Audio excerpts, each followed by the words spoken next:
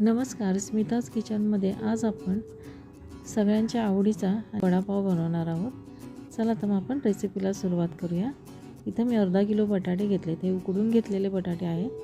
बेसन जे आपण बॅटर तयार करून घेतला आहे।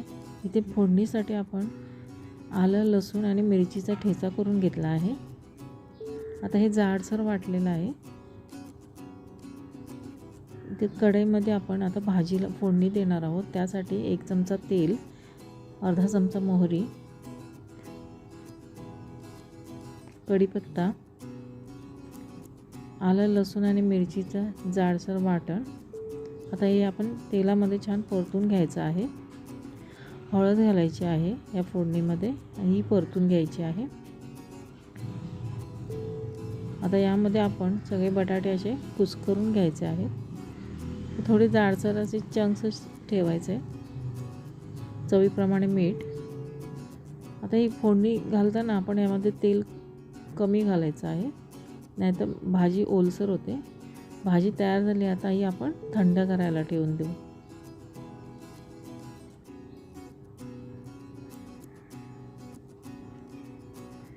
भरपूर अशी कोथिंबीर।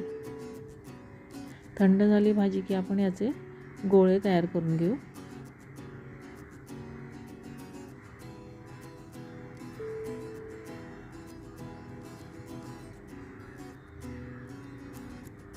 अशा पद्धतीने आपण सगळे गोळे तयार करून घेऊ।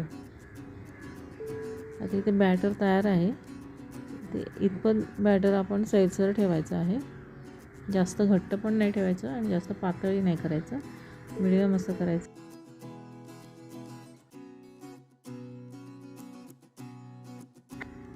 ज्यांना तेलात वडे सोडताना हात भाजण्याची भीती असते, त्याने अशा प्रकारे चमचाने वडे तेलात सोडू शकता।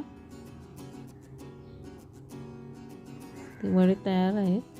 आता हे आपण काढून घेऊ। अशा पद्धतीने आपण सगळे वडे तळून घेणार आहोत।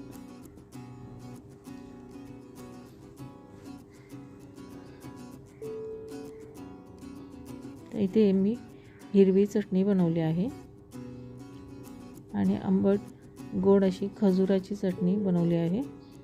ही चटणी आपण पावाला लावून यामध्ये आपण चटणी बनवण्याचा व्हिडिओ आधी अपलोड केला आहे।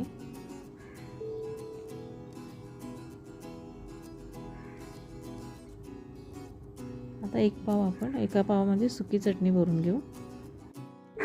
काही जणांना ओल्या चटणीसोबत वडापाव खायला आवडतो, काहींना सुक्या चटणीसोबत वडापाव खायला आवडतो। दोन्ही पद्धतीचा वडापाव मी इथे कसा बनवायचा दाखवला आहे।